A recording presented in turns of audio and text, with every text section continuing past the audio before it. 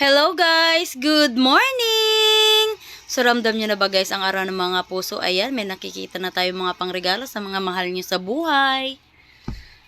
Mayroong malalaki, mayroong maliliit na stuffed toys. O diba? May pa flowers. Tapos may nadaanan din kami mga prutas. Kaya kami lumabas guys kasi nga bibili sana kami ng isda. Kung meron akong makikitang pang kilawin. Gusto ko sana ng dilis kaso wala. Yung binibilhan ko ng isda, wala, sarado siya, hindi siya nagtitinda. Tapos, tawid na lang muna kami dito sa kabila guys, kasi naisipan namin na uminom ng buko juice. Bili muna kami ng buko juice, kasi parang ang sarap uminom ng buko juice, so, diba?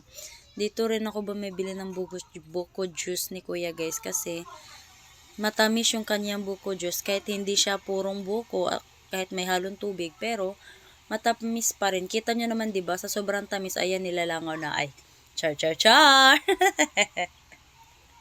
So, bumili lang kami ng worth 20 pesos, guys. Tig 10 na yung isang, disposable cup. 10 pesos each. 10 pesos. Ay, ang cute ng pagkaano ni kuya dun sa mga fruits. Ang cute ng pagkakamada niya. Kamada?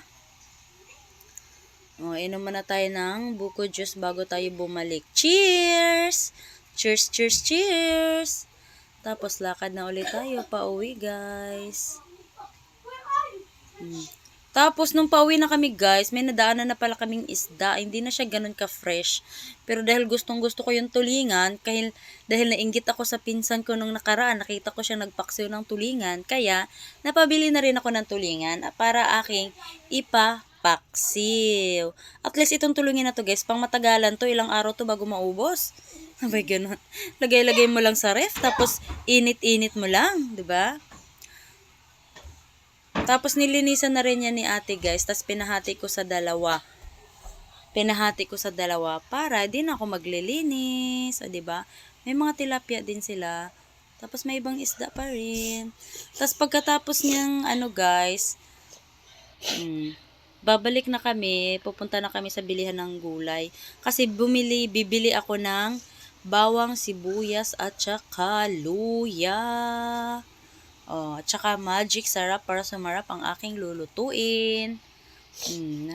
Pili-pili pa ako ng luya. Tapos may nakita ko dyan na isa. Tapos, hinati ko na lang.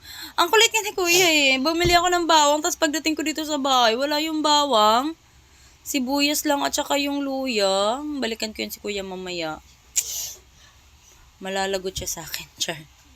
Pili-pili ng luya. Tapos ayun, nakapili na ako guys. Ayan, bumili din ako ng okra. Kasi isasahog ko siya sa aking isda. Para meron namang gulay yung aking paksiw na tulingan. Diba? Para mamaya yummy. 10 ang isang tali guys, kaya 20 yung binayad ko kay kuya kasi dalawa yung tali. So yun lang guys, bye-bye, thank you so much for watching.